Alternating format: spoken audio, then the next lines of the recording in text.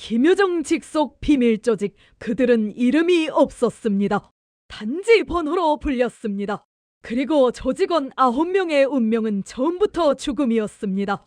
단 한 명을 제외하고 탈북한 한 명의 여성은 역사상 가장 위험한 증언을 남깁니다.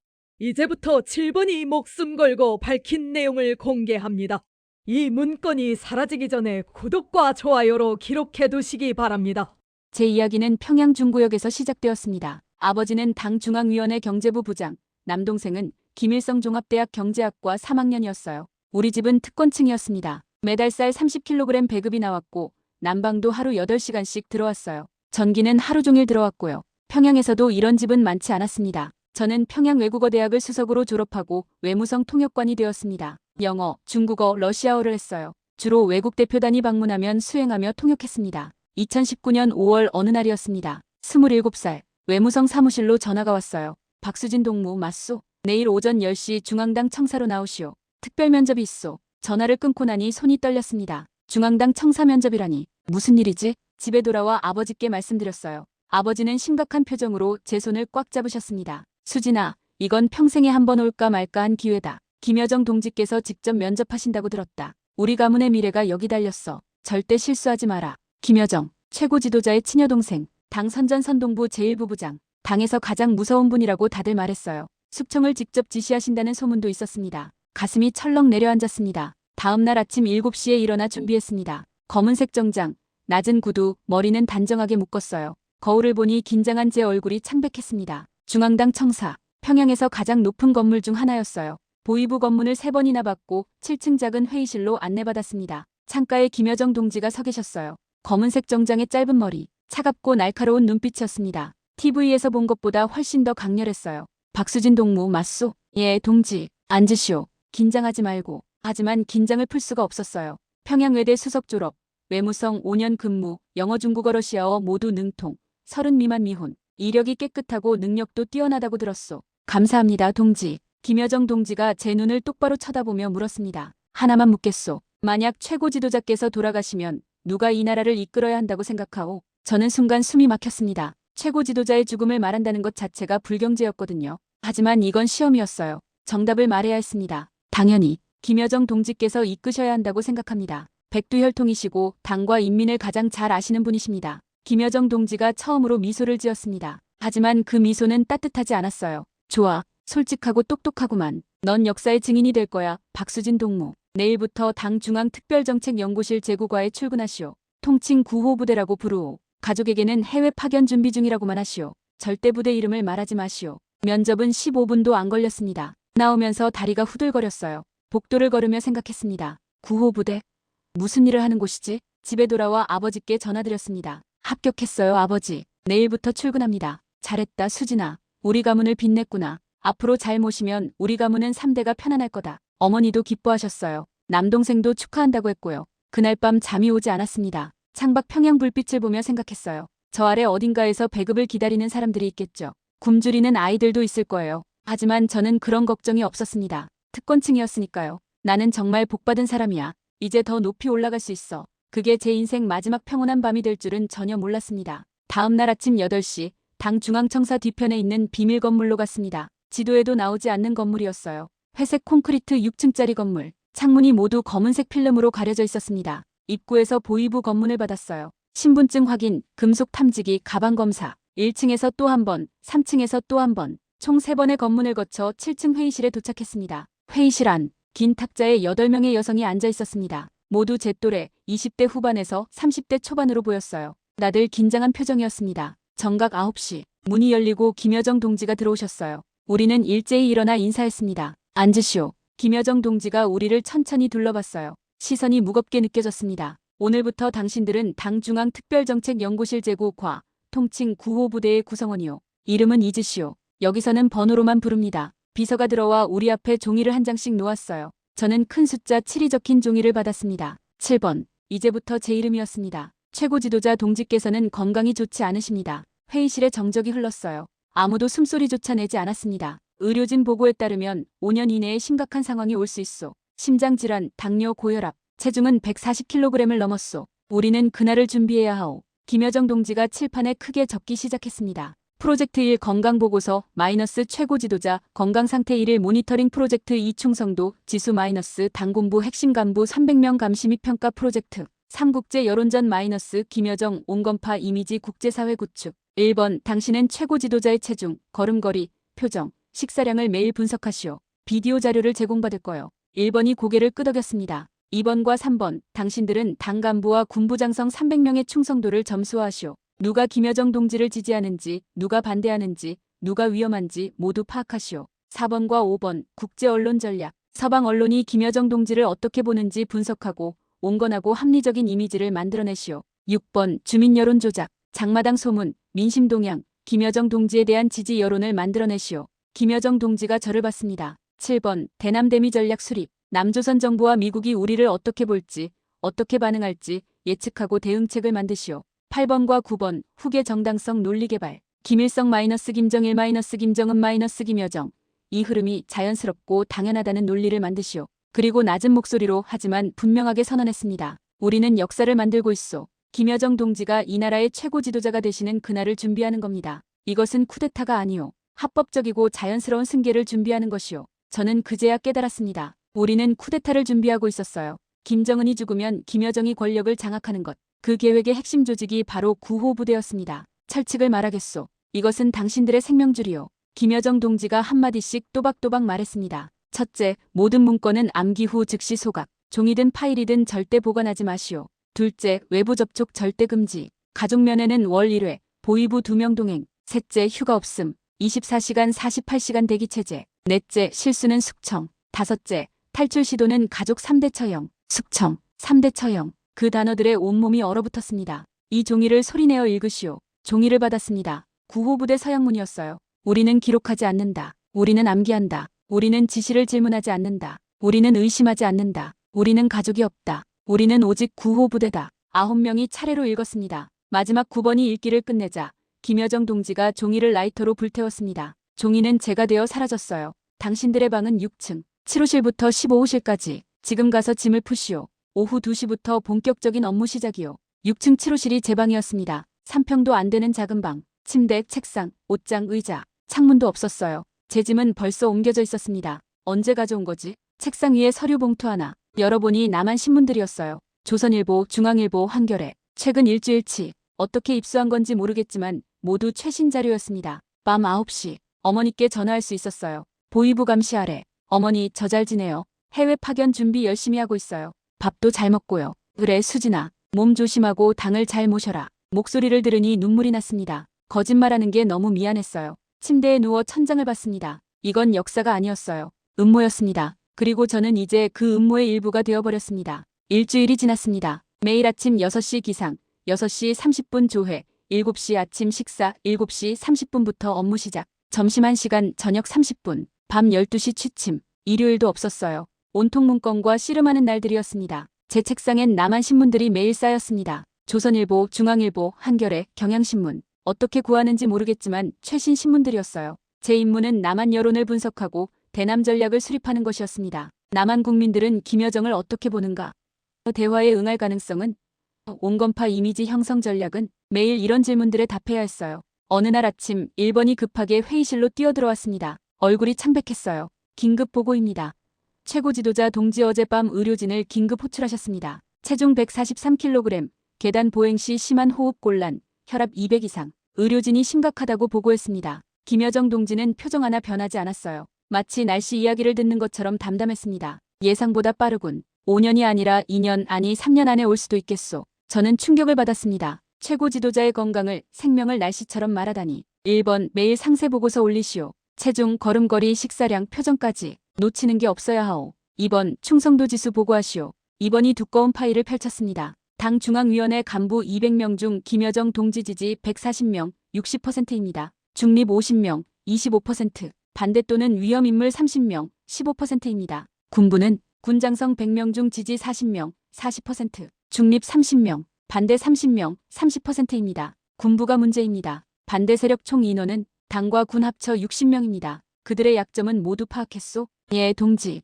외화 밀반출 23명, 뇌물수수 17명, 가족 탈북 시도 5명, 여성 문제 10명, 기타 5명. 모두 파일로 정리했습니다. 소름이 돋았습니다. 우리는 숙청 명단을 만들고 있었던 거예요. 60명의 사람들이 죽을 목록. 좋소. X데이 이후 우선순위를 정하겠소. 가장 위험한 자들부터 차례로 처리할 거요. X데이. 최고 지도자가 쓰러지는 날. 죽는 날. 우리는 그날을 그렇게 불렀습니다. 방으로 돌아와 책상에 앉았습니다. 손이 떨렸어요. 우리는 누군가의 죽음을 기다리고 있구나. 그리고 그가 죽으면 60명을 더 죽일 계획을 세우고 있어. 며칠 후 긴급회의가 소집되었습니다. 7번 대남 전략을 보고하시오. 저는 일어나서 준비한 자료를 펼쳤습니다. 남한 국민 여론조사 결과 62%가 북남 대화를 선호합니다. 김여정 동지께서 직접 온건한 메시지를 발표하시면 남한 국민들 사이에서 희망의 인물, 대화 가능한 지도자라는 이미지가 강하게 각인될 것으로 분석됩니다. 특히 젊은 층과 진보 진영에서 지지가 높을 것입니다. 김여정 동지가 만족스러운 미소를 지었어요. 그래, 남조선 사람들이 나를 희망으로 봐야 해.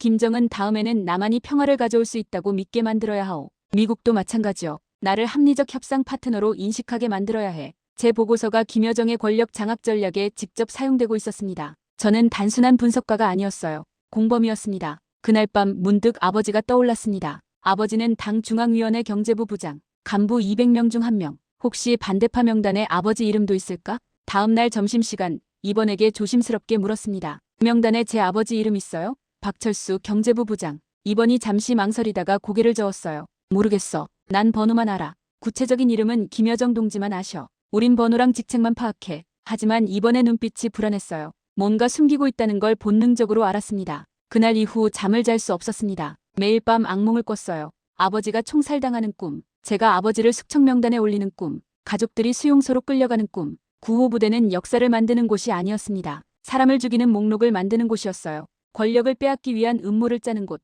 그리고 저는 그 공범이 되어가고 있었습니다. 특권층으로 태어나 복받았다고 생각했습니다. 하지만 이건 복이 아니었어요. 저주였습니다. 석 달이 지났습니다. 9호 부대는 점점 더 많은 일을 요구했어요. 김여정 동지의 지시는 끝이 없었고 실수는 절대 용납되지 않았습니다. 어느 날 새벽 3시 비상 호출이 떨어졌습니다. 사이렌 소리에 잠에서 깼어요. 전원 즉시 회의실 집합. 급하게 옷을 입고 회의실로 뛰어갔습니다. 9명이 모두 모였어요. 김여정 동지가 차가운 표정으로 앞에 서 계셨습니다. 5번이 김여정 동지 앞에 무릎을 꿇고 있었습니다. 얼굴은 창백했고 온몸이 떨리고 있었어요. 5번, 미국 의회 북한 인권 보고서 날짜를 잘못 적었소. 3월 15일을 4월 15일로. 이 한 달 차이로 우리 전략 전체가 틀어졌소. 남조선과 미국의 움직임을 완전히 잘못 예측했단 말이오. 죄송합니다, 동지. 암기하다가 실수를. 암기를 못했다면 여기 있을 자격이 없소. 300페이지 문건을 암기 못하는 사람이 어떻게 여기서 일하오. 데려가시오. 동지. 한 번만 용서해 주십시오. 다시는. 5번이 울면서 매달렸지만 소용없었어요. 보위부 2명이 들어와 5번을 끌고 나갔습니다. 문이 닫히는 소리가 무섭게 울렸어요. 여러분 잘 보셨소? 실수는 곧 죽음이요. 여기서는 두 번째 기회란 없소. 명심하시오. 다음 날 아침 5번 자리는 비어 있었습니다. 책상도 의자도 흔적도 모두 사라졌어요. 며칠 후 새로운 5번이 들어왔습니다. 20대 중반의 젊은 여성. 이전 5번은 완전히 지워졌어요. 이름도 존재도 기억도. 저는 그날부터 매일 밤 문건을 3번씩 확인했습니다. 날짜, 숫자, 이름. 하나라도 틀리면 제가 사라질 차례였으니까요. 일주일 후 김여정 동지가 저를 개별 면담실로 불렀습니다. 7번, 당신에게 특별한 임무를 주겠소. 두꺼운 파일을 건네받았습니다. 당 간부 200명과 군장성 100명, 총 300명의 명단이요. X데이 이후 제거 우선순위를 매기시오. 대남-대미 관계에 미칠 영향을 고려해서 말이오. 누구를 먼저 숙청하고 누구를 나중에 처리할지 정하시오. 파일을 받아 떨리는 손으로 펼쳤습니다. 1페이지, 2페이지, 3페이지, 그리고 13페이지에서 손이 멈췄습니다. 박철수 경제부 부장, 당 중앙위원회, 군부 인맥 강함, 김정은 신임, 위험 도중. 아버지였습니다. 아버지 이름이 거기 있었어요. 숨이 막혔습니다. 눈앞이 흐려졌어요. 손에서 파일이 떨어질 뻔했습니다. 왜 그러오? 아는 사람이라도 있소? 아닙니다, 동지. 명단이 너무 많아서. 일주일 안에 보고서 내시오. 우선순위랑 제거 시기, 그리고 제거 방법까지. 공개 처형할지, 비밀 처형할지, 아니면 사고사로 위장할지. 방으로 돌아와 파일을 펼쳤습니다. 아버지 정보를 다시 읽었어요. 박철수 경제부 부장, 55세, 군부 인맥 김사령관리 사령관 친분, 위험 요소. 군부 지지 기반, 경제 실권, 재거 난이도 중상. 며칠 동안 보고서를 쓸 수 없었습니다. 책상 앞에 앉아서 울기만 했어요. 어떻게 아버지를 숙청 명단에 올려요? 제 손으로 아버지의 죽음 시기를 정하라고요? 하지만 안 하면 제가 죽었어요. 5번처럼. 나흘째 되던 날, 김여정 동지가 제 방으로 찾아왔습니다. 7번, 왜 보고서가 안 나와? 너무 어려운 일이요? 내일까지 안 내면 당신도 5번처럼 될 거요. 그날 밤 결심했습니다. 아버지를 살리려면 제가 빠져나가야 한다고. 이 지옥에서 탈출해야 한다고. 손을 떨며 억지로 보고서를 작성했습니다. 아버지 우선순위를 중간 정도로 놓았어요. 너무 앞에 두면 빨리 죽고 너무 뒤에 두면 의심받을 것 같았습니다. 박철수 마이너스 우선순위 23번 60명 중 제거 시기 X데이 2개월. 방법 교통사고 위장. 이유 경제 담당이라 즉시 제거 시 혼란하지만 군부 인맥 때문에 결국 제거 필요. 다음날 김여정 동지가 보고서를 읽었습니다. 박철수 경제부 부장. 군부 인맥이 있어 위험하지만 경제를 담당하고 있어 즉시 제거는 곤란하군. 조소. X데이 2개월 후에 교통사고로 처리하도록 하지. 잘 분석했소. 2개월. 아버지께 2개월의 시간이 생겼습니다. 하지만 어차피 죽는 건 똑같았어요. 그날 밤 진심으로 생각했습니다. 탈출해야 한다. 남한으로 가서 이 모든 비밀을 세상에 알려야 한다. 그래야 아버지도 살고 나도 살 수 있어. 60명도 살릴 수 있어. 만약 제가 남한으로 가서 구호부대의 비밀을 폭로하면, 김여정의 쿠데타 계획을 세상에 알리면, 국제사회가 알게 되면 그 순간부터 탈출을 계획하기 시작했습니다. 죽을 각오로 가족을 살리기 위해 6개월이 지났습니다. 1년의 절반. 9명은 서로 말도 섞지 않았어요. 각자 살아남기 위해 일만 했습니다. 신뢰도 우정도 없었어요. 오직 공포만 있었습니다. 어느 날 아침 긴급회의가 소집되었습니다. 김여정 동지의 표정이 평소보다 더 심각했어요. 여러분, 불행한 소식을 전하겠소. 우리 중에 배신자가 있었소. 회의실에 정적이 흘렀습니다. 모두 얼어붙었어요. 3번 일어서시오. 3번이 떨리는 목소리로 일어났습니다. 눈에는 눈물이 고여 있었어요. 당신 군부 보고서에서 김 사령관의 외부 동선을 고의로 누락시켰소. 김 사령관이 중국 접경 지역을 방문한 사실을 보고하지 않았어. 왜 그랬소? 동지, 저는 김 사령관은 당신 아버지의 전우이자 친구지. 당신이 보호하려 했던 거요. 정보를 조작했소. 동지, 제발. 아버지는 아무것도 모릅니다. 아버지가 모르는지 아는지가 중요한 게 아니오. 당신이 배신했다는 게 중요하오. 데려가시오. 아버지도 함께 처리하도록. 3번이 비명을 지르며 끌려갔습니다. 동지. 아버지는 죄가 없어요. 제발. 문이 닫혔습니다. 울음소리가 점점 멀어졌어요. 김여정 동지가 우리를 천천히 둘러봤습니다. 가족을 살리려는 순간 당신도 가족도 모두 죽는다는 걸 명심하시오. 이제 당신들에겐 가족이 없소. 오직 구호부대만 있을 뿐이오. 며칠 후 또 다른 문건이 배포되었습니다. 제목을 보는 순간 심장이 멈추는 것 같았어요. 구호부대 해체 및 인원 처리 계획. 손이 떨려서 제대로 읽을 수가 없었습니다. X데이 플러스 30일. 구호부대 전원을 대회의실로 소환. 김여정 동지로부터 직접 공로 표창을 받음. 표창 후 전원 비밀 장소로 이동. 비밀 유지를 위한 전원 제거 조치 실행. 우리가 죽는다고? 당신들은 역사의 증인이요. 하지만 증인은 입을 막아야 하오. 너무 많은 것을 알았소. X데이 이후엔 당신들의 임무가 끝나는 거요. 이미 2기 부대 선발이 진행 중이요. 새로운 9명. 그들이 다음 단계를 맡을 거요. 당신들은 더 이상 필요 없게 되는 거지. 지금은 아니요. 아직 1년은 남았소. 그때까지는 열심히 일하시오. 하지만 탈출을 시도하면 가족 3대가 모두 처형이요. 방으로 돌아와 주저앉았습니다. 1년. 나한테 1년밖에 남지 않았어요. 1년 후엔 아버지도 저도 모두 죽습니다. 아버지는 교통사고로, 저는 총살로. 어머니와 남동생도 연좌제로 수용소로 끌려갈 거예요. 탈출하면 연좌제로 가족이 죽고, 안 하면 저도 죽고 아버지도 죽고, 어떻게 하든 죽는 거였습니다. 그날 밤 6번이 제 방으로 몰래 찾아왔어요. 불도 켜지 않은 채 속삭였습니다. 7번, 우리 정말 죽는 거 맞지? 1년 후면? 그런 것 같아. 나 탈출할 거야. 내 가족은 이미 다 죽었어. 아버지 숙청당했고 어머니는 수용소에서 죽었어. 잃을 게 없어. 너도 같이 갈래? 난 가족이 아직 살아있어. 그럼 여기서 죽을 거야. 선택해. 가족과 함께 죽을 건지 혼자라도 살 건지. 일주일 후 6번이 사라졌습니다. 새벽 점호에 나오지 않았어요. 국경에서 잡혔다는 소문이 돌았습니다. 김여정 동지가 냉정하게 선언했습니다. 6번은 국경을 넘다가 체포되어 즉시 처형되었소. 6번의 남동생도 함께 처형했소. 이게 배신의 대가요. 새로운 6번이 들어왔습니다. 우리는 번호일 뿐이었어요. 사람이 아니었습니다. 그날 밤 생각했습니다. 아버지를 먼저 빼내면 그럼 연좌제 걱정 없이 도망칠 수 있지 않을까? 월 1회 가족면회. 다음 달이 면회날이었습니다. 그때 아버지께 암호를 전할 수 있을 것 같았어요. 할머니 산소, 함경북도 청진. 어렸을 때 할머니가 돌아가시고 거기 묻혔어요. 아버지가 비상금을 묻어뒀다는 걸 저만 알았습니다. 만약 아버지가 먼저 탈북하시면 보위부가 알아채기 전에 제가 도망칠 수 있을 거예요. 다음 달 면회날을 기다렸습니다. 그게 살기 위한 마지막 기회였어요. 한 달 후 드디어 가족 면회날이 왔습니다. 보위부 2명이 저를 데리고 1층 면회실로 갔어요. 작은 방, 책상 하나, 의자 2개, 천장에 CCTV 세대. 문이 열리고 아버지가 들어오셨습니다. 1년 만에 보는 얼굴이었어요. 많이 늙으셨습니다. 머리에 흰머리가 절반 이상 늘었고 허리도 굽으셨어요. 얼굴에 주름도 깊어졌습니다. 1년 사이에 10년은 늙으신 것 같았어요. 수진아, 아버지, 서로를 보며 눈물이 났습니다. 하지만 보위부가 바로 옆 의자에 앉아 우리를 감시했어요. 녹음기도 돌아가고 있었습니다. 잘 지내니?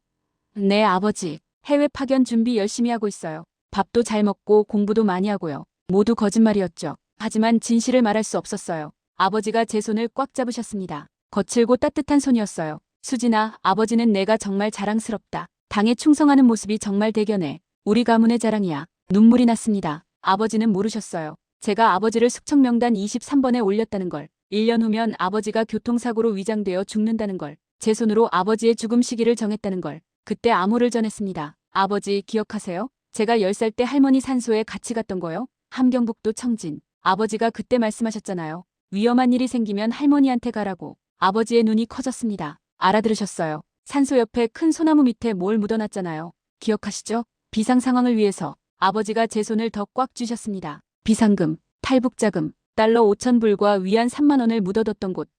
곧 할머니께 갈 것 같아요. 정말 곧. 아버지도 같이 가실래요? 아버지의 눈에 눈물이 고였습니다. 이해하셨다는 뜻이었어요. 알겠다, 수진아. 아버지도 곧 갈게. 할머니 보러. 일주일 안에요. 꼭 일주일 안에. 늦으면 안 돼요. 알았다. 일주일. 면회 시간 30분이 끝났습니다. 아버지가 일어나셨어요. 수진아, 아버지가 늘 사랑한다. 잊지 마라. 저도 사랑해요, 아버지. 그게 아버지를 본 마지막이었습니다. 방으로 돌아와 계획을 짜기 시작했어요. 아버지가 탈출하신 후 일주일이면 보위부가 알아챌 거예요. 그 전에 제가 먼저 탈출해야 했습니다. 다음 주에 외부 회의가 있었어요. 김여정 동지가 군부 청사에서 열리는 국방위원회 회의에 참석하시고 저도 수행원으로 따라가게 되어 있었습니다. 일주일 동안 준비했습니다. 9호 부대의 모든 비밀을 머릿속에 암기했어요. 김여정 쿠데타 계획, 300명 숙청명단과 제거 순서, 엑스데이 시나리오, 9호 부대 해체 계획, 2기 부대 선발 계획. 종이는 하나도 없었지만 제 머리엔 다 들어있었습니다. 300페이지 분량. 회의 당일 아침 군부 청사에 도착했습니다. 김여정 동지는 3층 대회의실로 들어가셨고 저는 1층 대기실에서 기다렸어요. 1시간이 지났습니다. 지금이 기회였어요. 화장실에 가는 척 자리에서 일어났습니다. 복도를 걸었어요. 비상계단 1층 뒷문 앞에 경비원 한 명이 의자에 앉아 졸고 있었어요. 지금이다. 뒷문을 조심스럽게 열었습니다. 삐걱. 하지만 경비원은 깨지 않았어요. 밖으로 나갔습니다. 평양거리 골목으로 뛰었습니다. 기차역까지 3km. 뒤에서 소리가 들렸습니다. 거기서 멈추지 않았어요. 있는 힘껏 뛰었습니다. 평양역 화물열차 함경북도행 석탄더미 뒤에 숨었습니다. 검고 더러웠지만 상관없었어요. 기차가 출발했습니다. 덜컹덜컹. 저는 살아있었습니다. 하지만 이제부터가 진짜 시작이었습니다. 기차는 이틀을 달렸습니다. 석탄더미 속에 숨어서 굶주림과 추위를 견뎠어요. 물 한 모금도 못 마셨습니다. 입술이 갈라지고 목이 타들어갔어요. 함경북도 청진역 이틀째 밤 11시 조심스럽게 석탄더미에서 빠져나왔습니다. 온몸이 새까맣게 석탄가루로 덮여 있었어요. 역 뒷문으로 나왔습니다. 어두운 거리 할머니 산소까지 40km. 어두운 산길을 걸어야 했어요. 밤새 걸었습니다. 다음 날 저녁 8시 드디어 도착했어요. 할머니 산소 언덕 위에 작은 무덤 옆에 큰 소나무가 서 있었습니다. 소나무 밑을 손으로 팠어요. 손톱이 부러지고 손에서 피가 났지만 계속 팠습니다. 50cm쯤 팠을 때 뭔가 단단한 게 만져졌어요. 비닐로 여러 겹산 봉지. 열어보니 달러 5,000불과 중국 위안 3만 원이 들어있었습니다. 아버지 정말 감사합니다. 눈물이 났어요. 아버지는 10년 전부터 이걸 준비해 두셨던 거예요. 혹시 모를 상황을 위해. 그날 밤 두만강으로 향했습니다. 중국이 아닌 러시아 국경으로 갔어요. 중국은 탈북자를 북한으로 돌려보내지만 러시아는 달랐거든요. 강제 송환을 안 했습니다. 새벽 3시 국경 철조망 앞에 섰습니다. 높이 3m. 가시가 달려 있었어요. 철조망을 기어 올랐습니다. 가시가 손과 다리를 찢었지만 이를 악물고 참았어요. 정상에 올라 반대편으로 뛰어내렸습니다. 두만강. 2월 중순이라 강물이 얼어 있었어요. 얼음 위를 조심스럽게 걸었습니다. 거기 서라. 뒤에서 총소리. 뛰었어요. 총알이 제 옆 얼음에 박히는 소리가 들렸습니다. 쾅, 쾅. 발밑에 얼음이 갈라지는 소리. 쩌걱. 물속으로 빠졌습니다. 너무 차가워서 숨이 막혔어요. 손발이 순식간에 얼어붙는 것 같았습니다. 하지만 죽을 수 없었어요. 팔다리를 저어 필사적으로 헤엄쳤습니다. 러시아 쪽 강둑이 보였어요. 있는 힘을 다해 헤엄쳤습니다. 러시아 쪽 강둑을 잡았어요. 얼음을 붙잡고 기어 올랐습니다. 온몸이 떨렸어요. 뒤돌아보니 북한 경비대가 강 반대편에서 총을 겨누고 있었지만 국경선은 넘지 못했어요. 저는 살았습니다. 러시아 땅에 도착했어요. 온몸이 얼어붙어서 움직일 수 없었습니다. 옷이 얼음장이 되어 붙어 있었어요. 비틀거리며 걸었습니다. 근처 마을이 보였어요. 작은 집 몇 채. 한 집 앞에서 쓰러졌습니다. 눈을 뜨니 따뜻한 침대 위였습니다. 두꺼운 이불이 덮여 있었어요. 난로에서 따뜻한 열기가 느껴졌습니다. 조선족 할머니가 뜨거운 국을 떠먹여 주셨어요. 깨어났구나. 조선 사람이지? 괜찮아. 여긴 안전해. 죄송합니다, 할머니. 괜찮아. 여긴 다 탈북자들 숨는 동네야. 너 혼자가 아니야. 매년 몇 명씩 와. 할머니께 모든 걸 말씀드렸습니다. 구호부대, 김여정, 숙청명단, 쿠데타 계획.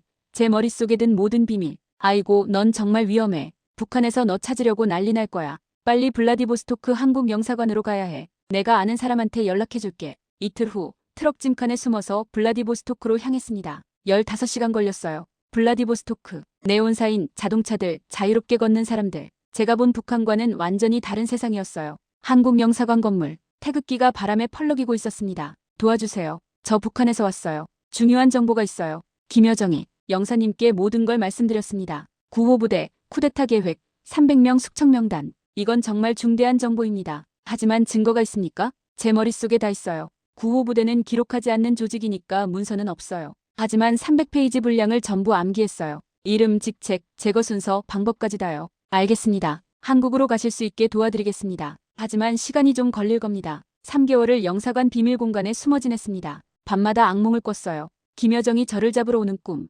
아버지가 처형당하는 꿈. 하지만 참았습니다. 어느 날 영사님이 말씀하셨어요. 수진 씨, 내일 출발합니다. 한국행 비행기표가 나왔어요. 인천까지 직항입니다. 저는 울었습니다. 드디어 자유, 진짜 자유를 향해 갑니다. 2023년 8월 15일 오후 3시, 인천국제공항 활주로에 비행기가 착륙했습니다. 창밖으로 한국이 보였어요. 높은 건물들, 넓은 도로, 자유롭게 걷는 사람들. 비행기에서 내리는 순간 눈물이 났습니다. 국정원 조사실, 작은 방이었지만 억압적이지 않았어요. 창문이 있었고 햇빛이 들어왔습니다. 북한과 달랐어요. 수진 씨, 구호부대에 대해 모든 걸 들려주세요. 천천히 처음부터 1년 동안 겪은 모든 것을 말했습니다. 김여정 면접, 구호부대 입성, 번호 배정, 3가지 프로젝트, 숙청명단 작성, 아버지 이름 발견, 구호부대 해체 계획 탈출. 김여정은 김정은 사후 집권을 준비하고 있습니다. 구호부대가 그 핵심 조직이에요. 9명의 엘리트 여성으로 구성되어 있고요. 최고 지도자 건강 모니터링, 300명 숙청명단 작성, 엑스데이 시나리오,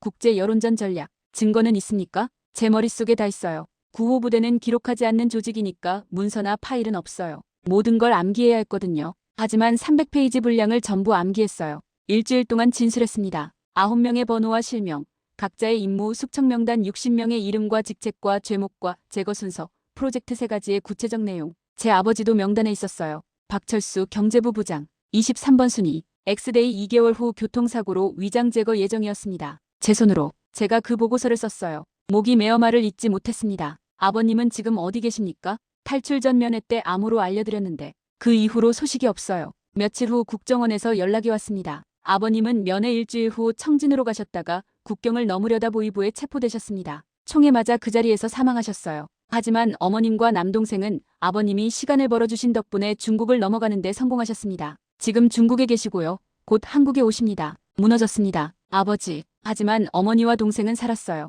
한 달 후 경기도 안성 하나원에서 어머니와 동생을 만났습니다. 수진아. 어머니. 셋이 부둥켜 안고 울었습니다. 아버지 없이. 하지만 함께 살아남았습니다. 3개월간의 하나원 교육을 마치고 서울 관악구에 작은 집을 얻었어요. 1층 투룸. 작았지만 우리 집이었습니다. 자유로운 우리 집. 편의점에 갔어요. 24시간 영업. 밤 12시에도 불이 켜져 있다는 게 신기했습니다. 북한에선 상상도 못할 일이었어요. 인터넷으로 북한 뉴스를 검색했습니다. 김여정, 대남 성명 발표, 남북 대화 준비 온건한 이미지 부각. 김여정은 여전히 계획대로 움직이고 있었습니다. 권력을 키우고 있었어요. 밤마다 생각했습니다. 1번, 2번, 4번, 8번, 9번. 그들은 지금 어떻게 지내고 있을까?